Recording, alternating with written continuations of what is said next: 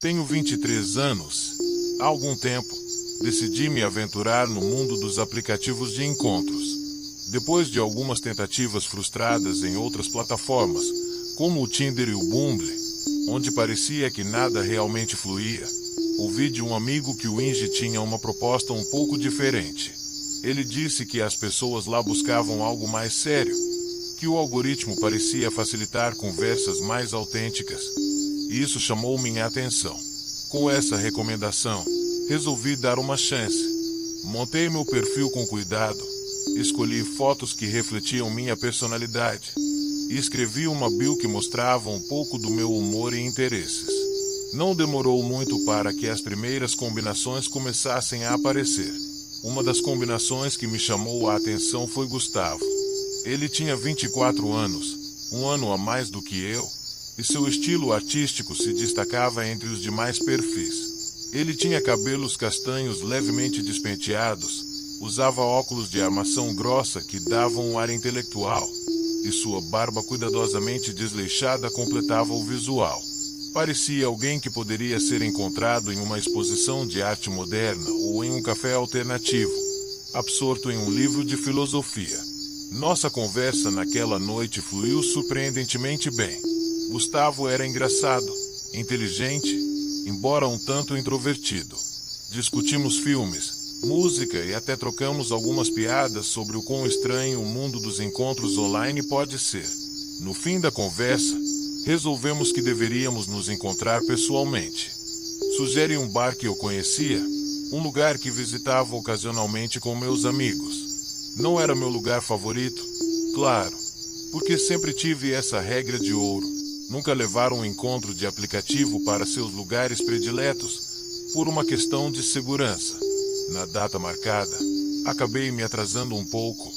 O trânsito estava horrível, e isso já me deixava um pouco ansiosa. Quando finalmente cheguei, lá estava Gustavo, esperando na entrada do bar, casualmente encostado na parede, mexendo no celular. Ele sorriu quando me viu, e eu imediatamente me senti um pouco mais à vontade.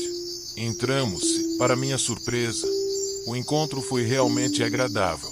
A princípio, Gustavo parecia um pouco desajeitado socialmente, hesitando nas primeiras palavras, mas logo relaxou. Talvez fossem os nervos do primeiro encontro, o que só o fez parecer mais autêntico, de certa forma, até adorável. Conversamos sobre uma infinidade de coisas. Ele me contou sobre suas aventuras com fotografia, que era seu hobby principal, e eu compartilhei minhas experiências com viagens e livros. Rimos, fizemos piadas, e o tempo voou. Durante as 2 horas que passamos lá, pedimos algumas bebidas, e eu senti que, apesar da pequena timidez de Gustavo, havia uma conexão genuína. Depois de algumas horas, decidimos que era hora de encerrar a noite. Nos despedimos com um abraço tímido na saída do bar e segui para casa com uma sensação leve. Achei que talvez tivesse encontrado alguém com potencial, mesmo que ainda fosse cedo para dizer. Nas semanas seguintes, no entanto, as coisas começaram a mudar de forma sutil. Gustavo não era exatamente o tipo de pessoa que mantinha contato constante. Ele me enviava mensagens, mas sempre de forma esporádica. Talvez 1 ou 2 vezes a cada 2 ou 3 dias. Às vezes, ele sumia por dias sem dar notícias, e quando finalmente respondia, parecia que nada de estranho havia acontecido. Isso começou a me incomodar. Gosto de pensar que, em um relacionamento, seja ele novo ou não, a comunicação é importante.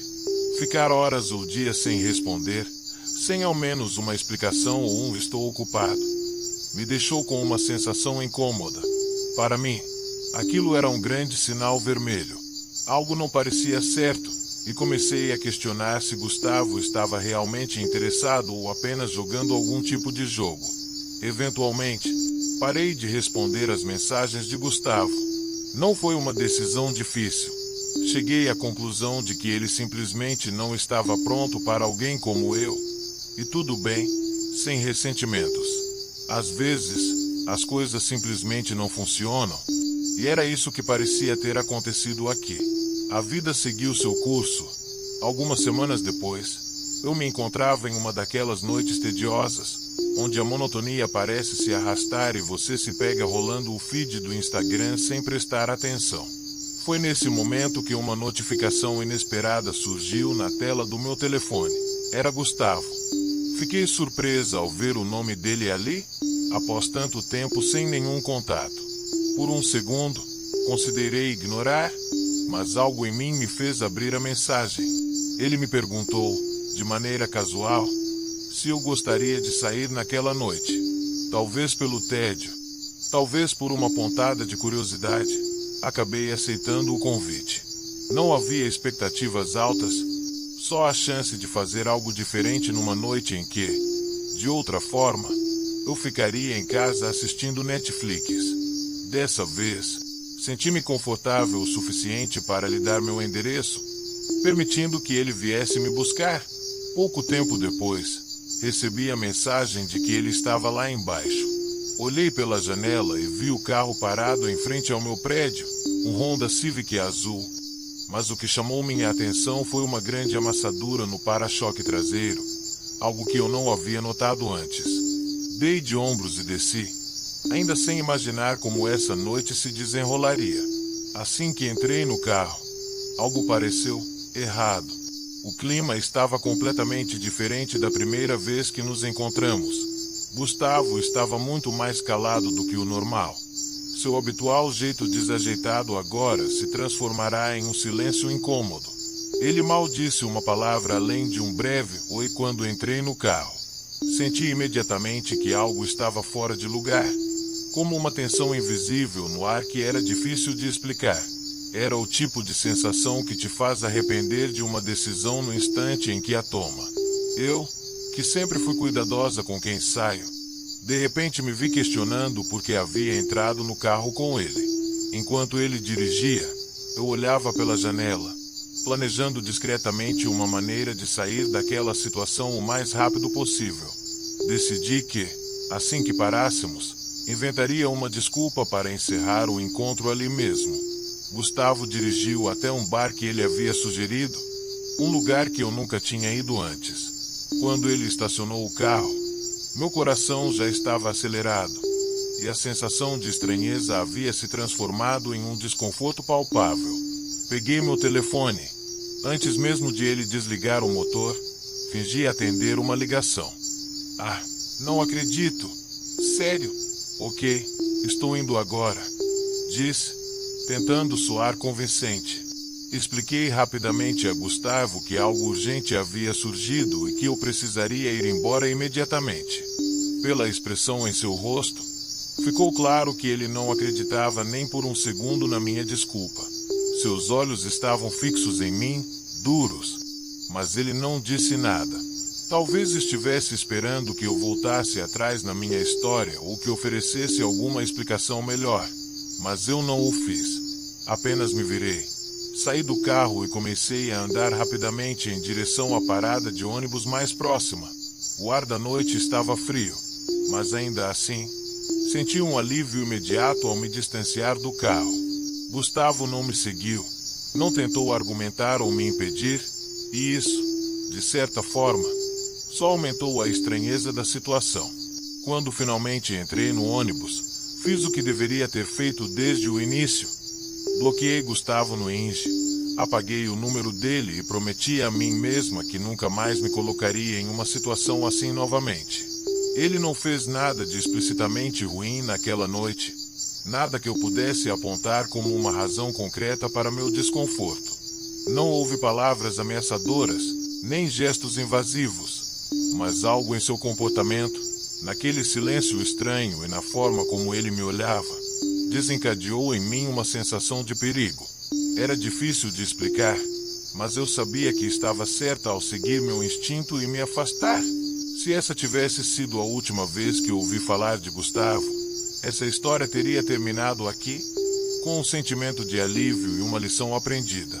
No entanto, a história não acaba aí, e o que aconteceu depois foi o que realmente transformou essa experiência em algo perturbador. Algo que até hoje me arrepia só de lembrar. Nos dias que se seguiram ao incidente do bar, Gustavo aparentemente não havia desistido tão facilmente. Recebi uma solicitação de amizade dele no Facebook, o que me surpreendeu, já que não tínhamos trocado informações de redes sociais. Em seguida, ele começou a me seguir no Instagram, o que me deixou ainda mais inquieta. O desconforto começou a crescer dentro de mim. Não havia nenhuma razão lógica para ele ter encontrado minhas contas, a não ser que tivesse ido atrás deliberadamente. Isso me fez sentir exposta, vulnerável. Não perdi tempo e o bloqueei em ambas as plataformas. Naquele momento, pensei que tinha resolvido a situação. Por alguns dias, as coisas ficaram quietas. Nenhuma notificação, nenhuma mensagem, e comecei a acreditar que tudo tinha acabado. Mas, então, pequenas coisas começaram a acontecer, e minha sensação de segurança lentamente se desfez. O primeiro sinal foi o carro dele, aquele Honda Civic azul com a amassadura característica no para-choque traseiro. No início, achei que estava imaginando coisas. Estacionado perto do meu local de trabalho, parecia uma coincidência desconfortável, mas talvez ele apenas estivesse na área. Tentei afastar a ideia de que ele estava me perseguindo. Porém, quando comecei a notar o mesmo carro perto do meu prédio de apartamentos, minha calma desabou. O amassado no para-choque traseiro era inconfundível, e cada vez que eu o via, sentia o pavor crescer no fundo do meu estômago. Por mais algumas semanas, o padrão continuou. O carro aparecia ocasionalmente, sempre estacionado um pouco mais adiante, como se estivesse à espreita. Nunca vi Gustavo dentro do carro ou por perto, e tentei me convencer de que estava sendo paranoica. Mas, quanto mais eu tentava ignorar, mais intensa se tornava a sensação de que algo estava profundamente errado. O que antes era apenas um sentimento desconfortável agora estava se transformando em um medo real. Foi em uma tarde particularmente longa, quando saí tarde do trabalho, que tudo mudou. O escritório estava mais vazio do que o habitual, e quando finalmente saí, o céu já estava negro. O silêncio da rua me envolvia enquanto eu caminhava em direção ao ponto de ônibus. Minhas mãos estavam enfiadas nos bolsos do casaco, e eu mantinha a cabeça baixa, tentando afastar o frio que cortava o ar. Foi quando senti algo, um calafrio, um arrepio profundo que percorreu minha espinha e fez cada parte do meu corpo se acender com uma alerta primitiva. Instintivamente, levantei a cabeça e olhei ao redor. Meus olhos rapidamente captaram o brilho familiar de faróis sob um poste de luz fraca. Do outro lado da rua, o Honda Civic estava lá novamente, estacionado, imóvel, como se esperasse. Meu coração começou a bater forte no peito. O resto da rua estava deserta, e a sensação de vulnerabilidade se tornou insuportável. Eu não conseguia ver ninguém dentro do carro, mas sabia que ele estava por perto. Sentia isso.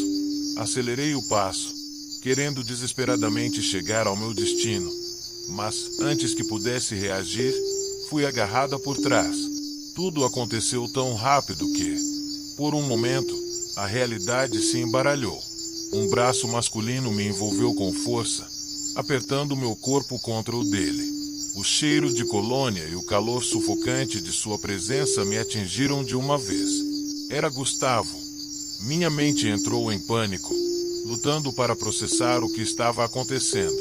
Tentei me soltar, mas seu aperto era forte demais. Ei, calma, ouvi sua voz sussurrar, uma tentativa fracassada de soar gentil, como se aquilo fosse normal, como se ele tivesse algum direito de estar ali, me segurando. Mas sua voz, sua proximidade, apenas aumentaram o meu terror. O mundo ao redor de mim parecia diminuir, a rua deserta, as luzes fracas dos postes, tudo parecia distante. Estávamos apenas nós dois. Eu estava completamente sozinha. Me solta! Gritei, minha voz trêmula de medo e raiva, mas Gustavo ignorou. Ele me segurava como se quisesse prolongar aquele momento, como se o silêncio fosse uma resposta suficiente. O ar ao meu redor parecia mais frio. cada segundo uma eternidade. O desespero começou a tomar conta de mim, e naquele instante, eu soube que precisava sair daquela situação, não importava como. Lutamos pelo que, naquele momento, parecia uma eternidade. A sensação de tempo havia se distorcido. Cada segundo parecia interminável enquanto eu me debatia com todas as forças que tinha. Mas, racionalmente, sabia que não durou tanto tempo assim. Talvez tenham sido apenas alguns segundos, mas foram os segundos mais longos e aterrorizantes da minha vida. Gustavo era mais forte do que eu esperava. Seus braços, que antes pareciam desajeitados e inofensivos, agora estavam firmemente ao redor de mim, me imobilizando com uma força assustadora. Por mais que eu me contorcesse, chutasse e tentasse me desvencilhar, percebi rapidamente que não conseguiria vencê-lo fisicamente. Foi então que uma única ideia atravessou o caos em minha mente. Eu precisava gritar. No meio da luta desesperada, com minha respiração curta e coração batendo como se fosse sair do peito, puxei o ar o mais fundo que consegui e gritei. Não foi um grito tímido ou hesitante, foi um grito primal, o mais alto e intenso que eu já havia soltado na vida. O tipo de grito que ecoa pelo silêncio da noite e faz o ar vibrar. Gritei com todo o pânico e desespero que estava sentindo, e não parei. Continuei gritando, com a esperança de que alguém, qualquer pessoa, me ouvisse. Meu grito pareceu congelar o momento por um segundo. O braço de Gustavo, antes tão firme ao meu redor, tremeu de leve, como se ele estivesse processando o que fazer a seguir. E, então, como em resposta àquele barulho estridente, ouvi portas se abrindo e passos apressados ecoando na rua. Algumas pessoas começaram a sair de seus prédios, curiosas e alarmadas com o som que cortava a quietude da noite. Vi algumas luzes de apartamentos acendendo e silhuetas nas janelas, e foi nesse instante que Gustavo, percebendo que a atenção agora estava em nós, soltou seu aperto e recuou. Ele não disse nada, não olhou para trás, apenas virou-se e correu na direção do carro, desaparecendo na noite tão rapidamente quanto havia surgido. Eu fiquei lá, no meio da rua, ofegante, tremendo e tentando processar o que acabará de acontecer. Minhas pernas pareciam incapazes de me sustentar, e me vi curvada, com as mãos nos joelhos, tentando respirar profundamente e lutar contra a sensação de desamparo que me consumia. Assim que consegui me recompor, peguei meu celular com mãos trêmulas e disquei o número da polícia. Naquele momento, minha mente estava um turbilhão, tentando ordenar os pensamentos e relatar tudo de forma clara. Quando o atendente da polícia atendeu, despejei a história, cada detalhe, cada sensação, cada momento de terror. Eu sabia que precisava contar tudo, por mais difícil que fosse. Felizmente, eu tinha um detalhe crucial: a placa do carro de Gustavo. Eu havia memorizado essa informação nas vezes anteriores em que vi o carro dele rondando minha vizinhança. E agora, esse simples ato de atenção seria fundamental para rastreá-lo. Nas horas que se seguiram, a polícia agiu rapidamente. Gustavo foi localizado graças à placa do carro e foi interrogado. Embora ele tenha fugido naquela noite, as autoridades tinham todas as evidências de que precisavam. Uma ordem de restrição foi emitida praticamente da noite para o dia, e ele foi proibido de se aproximar de mim ou de minha residência. As acusações ainda estavam sendo processadas, mas eu sabia que ele enfrentaria as consequências legais pelo que fez. Olhando para trás, as semanas que antecederam aquele ataque estavam repletas de sinais de alerta que, na época, tentei minimizar. Ver o carro dele perto do meu trabalho e da minha casa repetidamente deveria ter sido o suficiente para me fazer agir. Deveria ter chamado a polícia na primeira vez que senti que algo não estava certo. Ignorar esses sinais quase me custou caro, e é um erro que nunca mais cometerei. Aquela noite me ensinou uma lição que levo comigo todos os dias. Nunca subestime seus instintos. Quando algo parece errado, provavelmente está.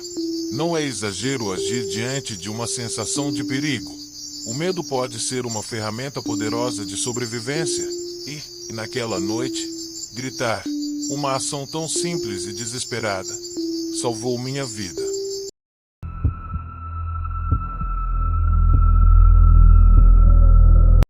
Olá, eu sou Lucas, tenho 26 anos agora, mas o que vou contar aconteceu alguns anos atrás, quando eu tinha 25.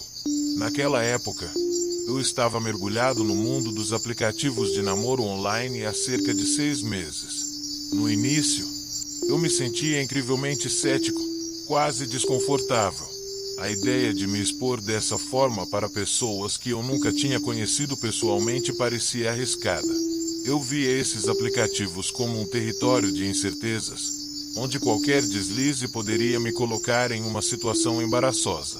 Meu maior medo, como o de muitos outros, era acabar caindo em uma armadilha cruel, ser alvo de uma brincadeira maldosa, talvez armada por um grupo de caras que se divertiriam às minhas custas. A humilhação pública sempre esteve no topo da minha lista de preocupações.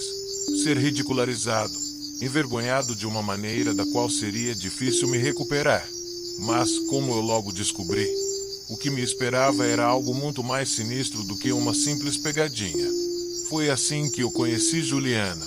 Ela apareceu para mim no Bumble, um daqueles aplicativos onde você dá um match e espera que a pessoa certa cruze seu caminho. Juliana tinha mais ou menos a minha idade, com seus 25 anos. Seu perfil destacava uma beleza que era exatamente o que eu procurava. Cabelos loiros que caíam em ondas leves sobre seus ombros e várias tatuagens, que me atraíram instantaneamente. Elas não eram apenas desenhos, pareciam contar uma história, e eu estava curioso para conhecê-la. Depois de alguns dias trocando mensagens, onde o flerte era leve e envolvente, criei coragem e sugeri que nos encontrássemos. À medida que a conversa progredia, senti que algo genuíno estava florescendo ali. No entanto, quando pedi seu número de telefone para conversarmos fora do aplicativo, ela hesitou. Não era incomum para mim tentar transferir a conversa para o WhatsApp ou qualquer outro aplicativo mais pessoal. Sentia que isso tornava a interação mais real, mais próxima de uma conexão verdadeira. Mas Juliana continuou preferindo o mensageiro do Bumble. No começo, achei estranho. Afinal, a maioria das pessoas com quem eu tinha falado preferia sair do aplicativo rapidamente. Mas depois de pensar um pouco, concluí que talvez ela estivesse apenas sendo cuidadosa. Eu respeitava isso. Talvez ela quisesse garantir que eu era quem dizia ser antes de confiar em mim o suficiente para compartilhar algo tão pessoal quanto seu número. Não pressionei, não quis soar insistente, e deixei que as coisas seguissem seu curso natural. Mal sabia eu que essa hesitação era apenas o começo de algo muito mais profundo e perturbador. Juliana sugeriu que nos encontrássemos em um pequeno bar no centro da cidade. Um lugar que ela disse adorar por ser tranquilo e ter uma atmosfera descontraída. Como ficava a apenas alguns quarteirões do meu apartamento, parecia perfeito. A ideia de andar até lá, numa noite de terça-feira, me deu uma sensação de normalidade, como se fosse apenas mais um encontro casual. Eu saí de casa com uma certa antecipação, aquele tipo de nervosismo que a gente tenta esconder, mas que inevitavelmente nos acompanha antes de conhecer alguém novo. Cheguei cerca de 10 minutos antes do horário combinado, querendo causar uma boa impressão. Afinal, era a primeira vez que veria Juliana pessoalmente. Quando me aproximei, no entanto, notei algo estranho. O bar estava fechado. As luzes apagadas e a porta trancada me deixaram um pouco confuso. Eu dei uma olhada ao redor, verificando se talvez estivesse no lugar errado, mas não havia dúvidas. Era a localização certa, o mesmo bar que ela mencionou.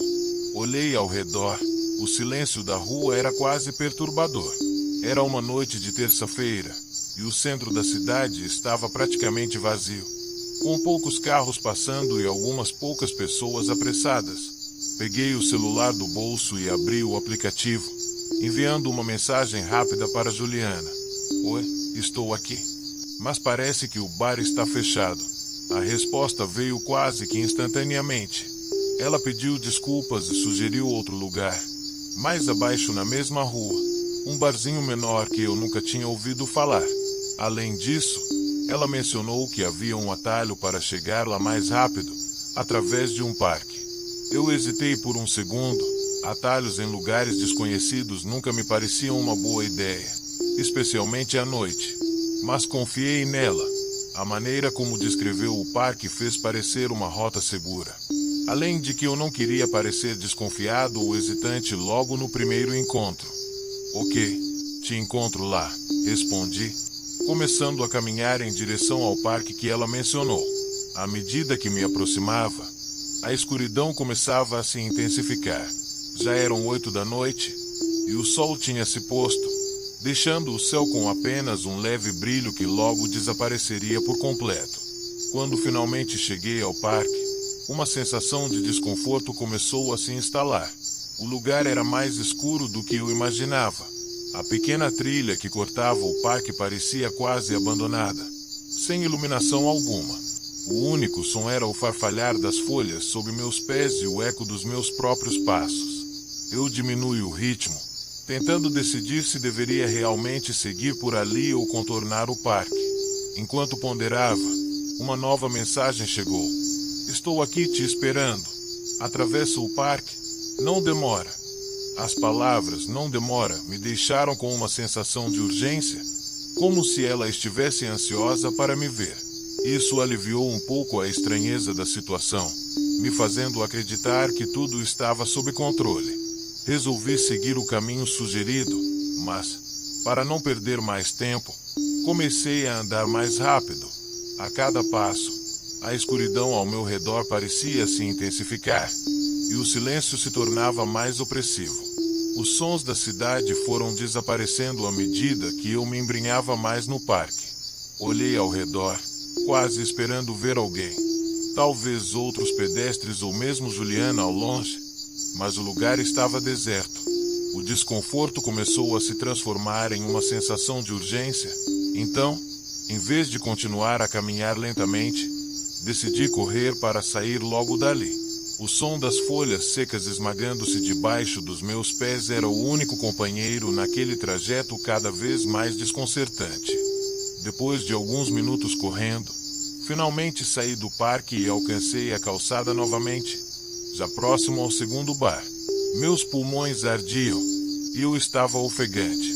Me encostei em uma parede, tentando me recompor antes de entrar no bar. A adrenalina ainda estava alta no meu corpo, então aproveitei aquele momento para recuperar o fôlego e verificar minhas mensagens novamente, certo de que encontraria alguma atualização de Juliana. Talvez uma nova mensagem ansiosa me perguntando onde eu estava. Mas quando abri o aplicativo, fui recebido com algo completamente inesperado. O perfil de Juliana havia desaparecido. Fiquei estático por alguns segundos, pensando que talvez fosse um erro do aplicativo. Atualizei a página várias vezes, mas a realidade logo se impôs. Ela me bloqueou. O coração acelerado, que antes era resultado da corrida, agora batia forte por um motivo completamente diferente. Meu corpo inteiro ficou gelado. Uma sensação de vazio e pânico tomou conta de mim. Fiquei ali, parado, olhando para o celular como se ele pudesse me dar alguma resposta. Mas a única coisa que eu senti era uma profunda sensação de ter caído em uma armadilha. Uma armadilha da qual eu ainda não sabia como sair. Olhei para o meu telefone, ainda ofegante, tentando processar o que estava acontecendo. A sensação de confusão misturava-se com uma crescente angústia. Ela teria realmente me bloqueado minutos antes de nos encontrarmos. Fiquei parado ali, na calçada, por alguns momentos, tentando encontrar uma explicação lógica. Talvez tivesse sido um erro do aplicativo, algo temporário. A possibilidade de que fosse um simples mal-entendido ainda parecia plausível. Decidi entrar no bar, tentando manter a calma, mesmo com a inquietação que começava a crescer em mim. O ambiente do bar era pequeno, intimista, com luzes amareladas e uma música suave ao fundo. As poucas mesas estavam ocupadas por grupos dispersos, e a área do balcão, quase deserta, me dava uma visão clara de todo o lugar. Passei os olhos ao redor, procurando por Juliana. A imagem que eu tinha em mente, seus cabelos loiros, as tatuagens que ela exibirá com orgulho nas fotos, me acompanhava em cada canto que eu verificava. No entanto, ela não estava lá. Caminhei lentamente entre as mesas, tentando disfarçar minha busca, mas a verdade se tornava inevitável. Ela não apareceria. A cada segundo, a sensação de estranheza aumentava. Foi nesse momento que uma ficha começou a cair. Era como se minha mente estivesse finalmente começando a conectar os pontos, trazendo à tona algo que, até então, eu tinha ignorado. O primeiro lugar que ela sugeriu, aquele bar que estava fechado, de repente parecia muito mais suspeito. A ideia de me sugerir um lugar que não funcionava em uma terça-feira à noite, em uma área praticamente deserta, começou a parecer menos um acidente e mais um movimento calculado. Juliana, ou quem quer que fosse, sabia que o bar estaria fechado. Tudo parecia planejado para me direcionar para o parque. Lembrei-me da sensação de desconforto ao atravessar aquela trilha escura, e uma onda de alívio tomou conta de mim. Era como se, de alguma forma, meu corpo tivesse percebido o perigo antes mesmo de eu me dar conta. E agora, a ideia de uma emboscada parecia cada vez mais provável. A trilha no parque, sem iluminação, deserta, era o lugar perfeito para algo acontecer sem que ninguém visse ou ouvisse. Talvez não fosse Juliana. Talvez fosse outra pessoa esperando por mim ali. Alguém com intenções muito mais sombrias do que um simples encontro desastroso. Conforme essas conclusões surgiam, a tensão em meu corpo se tornava palpável. Comecei a imaginar o que poderia ter acontecido se eu não tivesse mudado de ideia, se tivesse seguido exatamente como ela sugeriu. Era um pensamento assustador. Talvez houvesse mais pessoas envolvidas. Talvez ela não fosse real desde o início. Uma criação elaborada para atrair vítimas. Tudo aquilo começou a me parecer uma armadilha bem arquitetada. Mas, felizmente, algo no meu instinto tinha me salvado. Foi então que percebi o que provavelmente tinha acontecido. Quando comecei a correr em vez de andar pelo parque. Quando decidi seguir pela calçada ao invés da trilha. Todo o plano dela, ou deles, começou a desmoronar. Eles esperavam que eu estivesse vulnerável, talvez distraído ou descontraído. Mas meu comportamento inesperado deve ter frustrado suas intenções. Quando eu cheguei ao segundo bar, fora do percurso que eles talvez tivessem planejado, algo deu errado para eles, e ela decidiu me bloquear, abandonando o que quer que fosse que tinham planejado. Naquele momento, apesar do alívio de não ter caído na armadilha por completo, eu também estava assombrado pelo que poderia ter sido. O desapontamento por não encontrar Juliana se misturava com o medo, e uma lição amarga começou a se formar em minha mente. Eu estava profundamente assustado com o que havia acabado de acontecer, mas, mais do que isso, estava consciente de que poderia ter sido muito pior.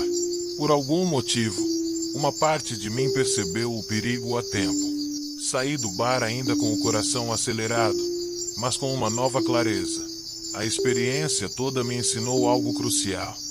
Sempre siga sua intuição, especialmente ao conhecer pessoas online. Se algo parece fora do lugar, é porque provavelmente está. No fim, percebi que, embora ainda acredite que a maioria das pessoas tem boas intenções, há algumas que estão apenas esperando uma oportunidade para te machucar. Aquela noite poderia ter terminado de uma maneira muito mais trágica se eu não tivesse prestado atenção aos sinais.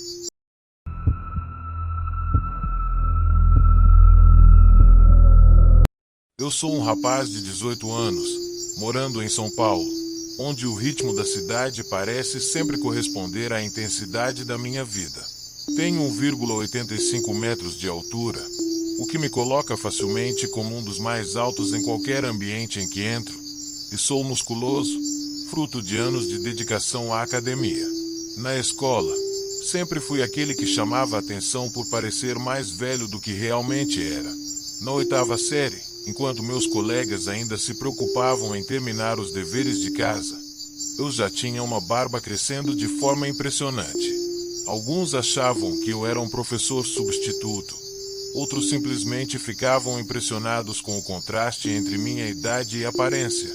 E parei de crescer cedo, lá no 9º ano, há 4 anos, o que solidificou ainda mais essa impressão.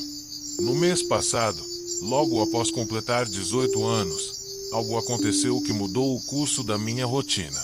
Eu havia terminado um relacionamento de 7 meses. Não foi um término dramático, mas me deixou com uma sensação de vazio, uma necessidade de desabafar ou preencher o tempo. Foi quando recorri ao Tinder. Criei um perfil simples, com fotos reais, mas menti sobre minha idade, colocando 24 anos. Parecia uma ideia boba, mas funcionou de uma maneira estranha. E então, quase como num sonho, combinei com uma garota incrivelmente linda.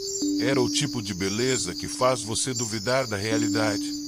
Como se estivesse prestes a descobrir que tudo não passava de uma brincadeira cruel da internet. Começamos a trocar mensagens. A princípio, eram inocentes, triviais.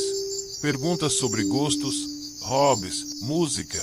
Ela parecia real, mas algo dentro de mim ainda hesitava. Mesmo com o plano de nos encontrarmos no dia seguinte, às 9 da noite, na casa dela, eu não conseguia me livrar da sensação incômoda de que poderia ser uma armadilha. E, honestamente, não estava tão animado quanto poderia parecer para alguém na minha situação. Tinha dúvidas, muitas dúvidas, sobre se tudo aquilo era verdade. No dia seguinte, conforme as horas avançavam e se aproximavam das 9, comecei a me preparar. Passei uma boa quantidade de tempo em frente ao espelho, ajustando o cabelo, verificando a barba, vestindo uma camisa que valorizasse meus ombros largos. Antes de sair, mandei uma mensagem para meu pai, mentindo que iria para a casa de um amigo. Não queria que ele soubesse onde realmente estava indo. Pedi ao meu amigo Caio, 6 anos mais velho, para me dar uma carona até o apartamento dela, já que eu ainda não tinha carro. Ele sabia que algo estava acontecendo, mas não fez perguntas. Caio era assim, confiável e discreto. Quando chegamos ao prédio, o ambiente ao redor já me causava uma estranha mistura de ansiedade e antecipação.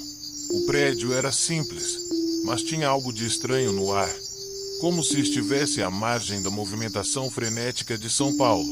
Toquei a campainha. Logo depois, ouvi passos leves se aproximando da porta. Uma voz feminina e aguda disse: "Já vou."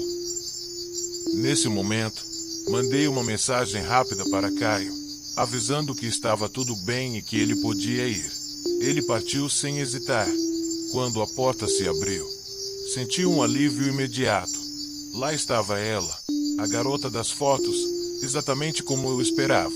A sensação de estar em um sonho parecia desaparecer por um instante. Ela me deu um sorriso. Sem hesitar, me convidou a entrar. O apartamento estava decorado de forma aconchegante, mas algo me incomodava. Talvez fosse a forma como a luz parecia lançar sombras estranhas nas paredes ou o silêncio quase opressor do lugar. Ela me ofereceu algo para beber, e eu, educadamente, recusei. Foi nesse momento que a mudança em sua atitude foi tão nítida que poderia ter sido um alarme disparando. Seu sorriso simpático e a leveza em sua voz deram lugar a uma expressão mais fria, quase calculista. A atmosfera mudou, e de repente, minhas dúvidas anteriores começaram a se tornar mais presentes. Algo estava errado, e eu podia sentir. A tensão no ar era palpável, como se cada movimento e palavra a partir daquele ponto fosse crucial. Ao perceber que a situação estava fugindo do controle e que eu poderia estar correndo um grande perigo, minha mente começou a buscar desesperadamente uma saída. Tentei manter a calma enquanto olhava para ela e disse que precisava usar o banheiro. Minha intenção era ganhar tempo, criar uma oportunidade de contatar o Caio e sair daquela situação. Ela concordou sem hesitar, talvez com uma ansiedade um pouco excessiva para algo tão simples. Isso só fez minha desconfiança aumentar. Assim que entrei no banheiro, fechei a porta rapidamente, trancando-a atrás de mim. Meu coração estava batendo forte, como se estivesse prestes a explodir, mas eu sabia que precisava agir rápido. Peguei o telefone, minhas mãos tremiam, mas consegui abrir o aplicativo e enviar uma mensagem urgente para o Caio, pedindo um Uber o mais rápido possível. Ele sabia que algo estava errado só pelo tom da mensagem. Meu plano era sair daquele apartamento sem fazer alarde, mas quando levantei os olhos do telefone, algo fez minha espinha gelar. Na penumbra do banheiro mal iluminado, meus olhos se ajustaram lentamente à luz, e foi aí que vi. Atrás da cortina do chuveiro, quase imperceptível, havia uma figura sombria. Era como se o ar ao redor daquela cortina estivesse pesado, carregado de uma presença que não deveria estar ali. Por um momento, pensei que meus olhos estavam me pregando uma peça. Meu corpo congelou, e o pânico começou a subir, mas antes que eu pudesse sequer processar o que estava acontecendo, a figura saltou como um animal enjaulado. A sensação de choque foi imediata. O impacto do corpo dele contra o meu me jogou contra a pia, e o banheiro apertado de repente parecia um campo de batalha sufocante. O homem era menor que eu, talvez medindo 1,70 metros, com um corpo musculoso, mas compacto, pesando por volta de 80 quilogramas. Ele parecia estar na casa dos 30 anos, com a cabeça completamente raspada, e seus olhos carregavam uma expressão de puro desespero. Mesmo sendo visivelmente menor do que eu, sua agilidade me pegou de surpresa. Ele lutava com uma fúria descontrolada, como se sua vida dependesse daquilo, e por um instante, meu tamanho e força pareciam não fazer diferença diante da sua agressividade. No entanto, depois de alguns segundos de pura adrenalina e medo paralisante, minha vantagem física começou a prevalecer.